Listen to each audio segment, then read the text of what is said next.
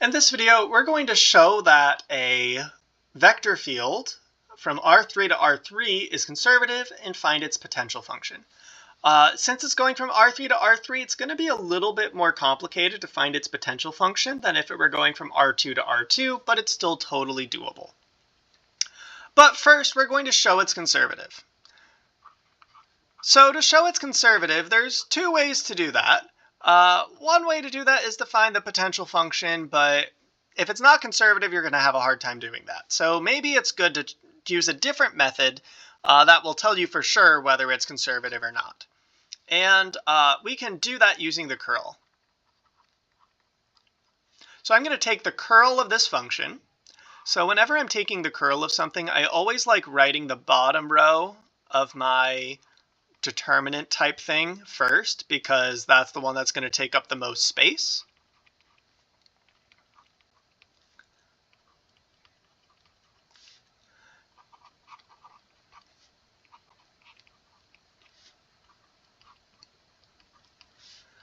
All right, so I'm essentially going to quote unquote take the determinant of this matrix. What's that going to look like? Well, I'm going to take the partial of this in respect to y. That's going to give me negative x. Minus, then I'll take the derivative of this in respect to z. That's going to give me negative x. So that's my I component. We notice that's 0, but we'll get there. For j, I'm going to take the derivative of this in respect to z. That's going to give me negative y.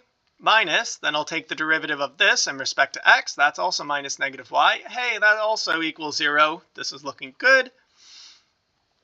And last but not least, I'll take the derivative of this in respect to x. That's a little bit more complicated, but it's going to be e to the x cosine of y minus z. Minus, then we'll take the derivative of this in respect to y. So that's going to be also e to the x cosine of y minus z. Hey, look at that. That's also going to be 0. So this ends up being 0i plus 0j plus 0k, which is the 0 vector. So it's conservative. Awesome. Now we know that we'll actually be able to find a potential function. Let's go ahead and do it. So we have this gross thing. And the first thing I want to do is I'm going to pick a component and take the antiderivative in respect to that variable. So I could either take the first component, take the antiderivative in respect to x, or the second, take the antiderivative in respect to y, or the third and take the antiderivative in respect to z. Any of those methods will work.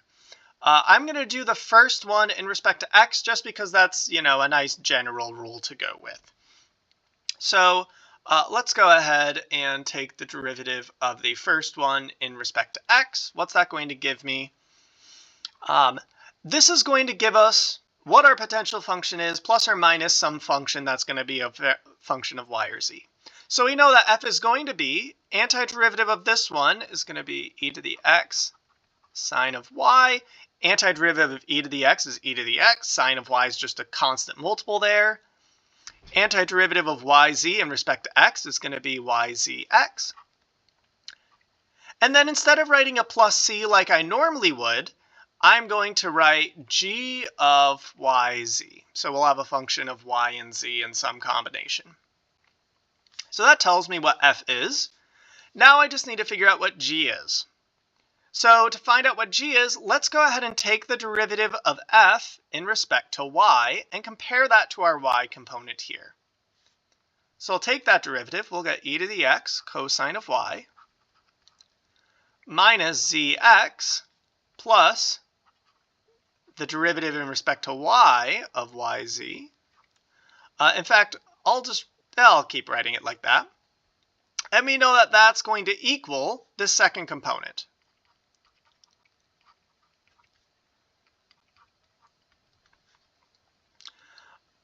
So what do we notice? Well, these match up. E to the x cosine of y, e to the x cosine of y, those matched up.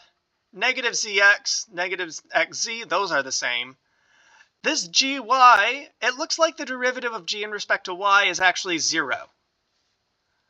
So this line tells me that the derivative of g in respect to y equals 0, which tells me that g is constant with respect to y. That tells me that g of yz is going to be some constant. We'll just choose that constant to be 0 plus some function of z. So now I can go back to my original equation for f and replace g of yz with h of z. Because that is what, well, if I really want to, I could write it as 0 plus h of z, but writing 0 plus is going to be a little silly. So we'll copy back down what f is. But now I'm going to replace g of yz with what we found g of yz equals. That's just going to be some function of h of z. And then we'll do the same trick with the last component. The derivative in respect to z, well, this part's all constant. We'll have a negative yx.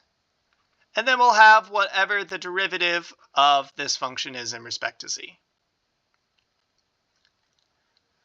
But if I look at my z component here, we have this equals z minus xy.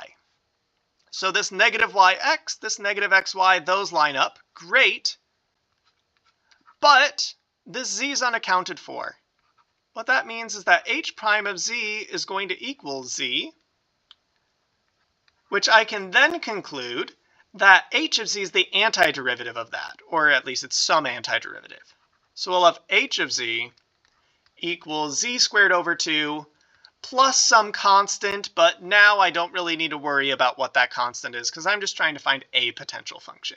So I could have z squared plus 2 plus 17 if I wanted to, but we'll just leave it as z squared over 2. We just need to find some potential function. So now that I figured out what h of z is, I'll go back and fill in what f is using this new information. So we have f equals e to the x sine of y minus yzx plus z squared over 2. And now I have no other information that I need to fill in here.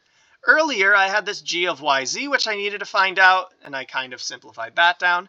Then I had this h of z that I needed to find out, kind of figured out that one. And now I have a well and good function for f. And if I take the gradient of that, and I'll let you do this on your own, you should get that the gradient of f equals e to the x sine of y minus yz, e to the x cosine of y minus xz, and z minus xy. And just as a last note, I'm not going to do too much with this, but keep in mind that if I needed to answer a problem like, so let's do one that's actually going to be easy. Let's say I wanted to integrate this function f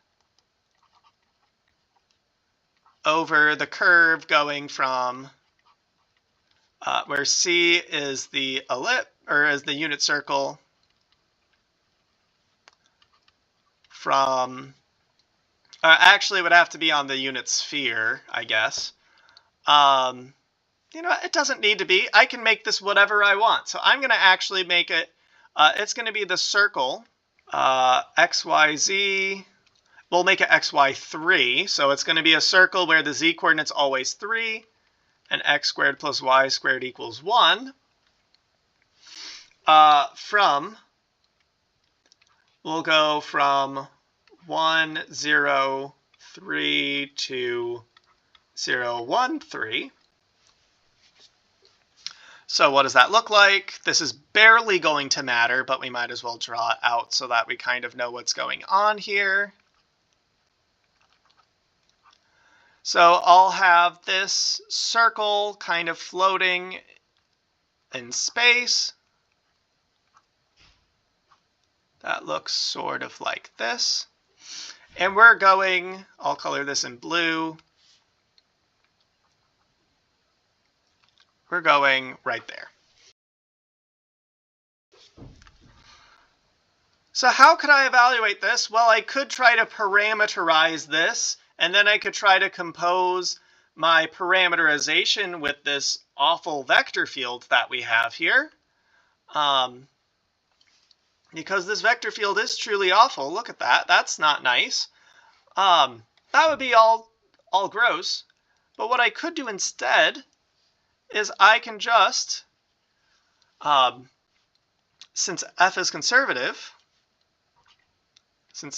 capital F is conservative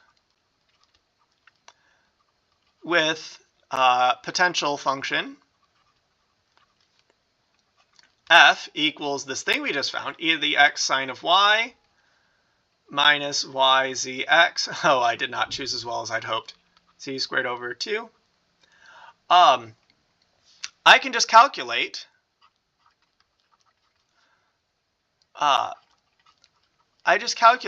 f of b minus f of a, where b is this point here, a is that point there.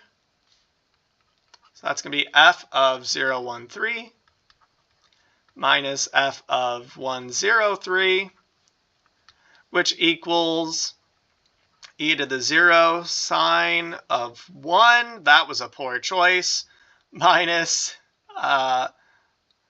this is just going to be 0 though, and then we're going to have 9 over 2 minus, we'll have e to the 1 sine of 0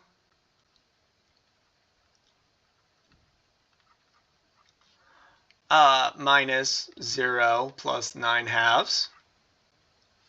And that's just going to end up equaling sine of 1. This is going to be 0. So it actually just equals sine of 1.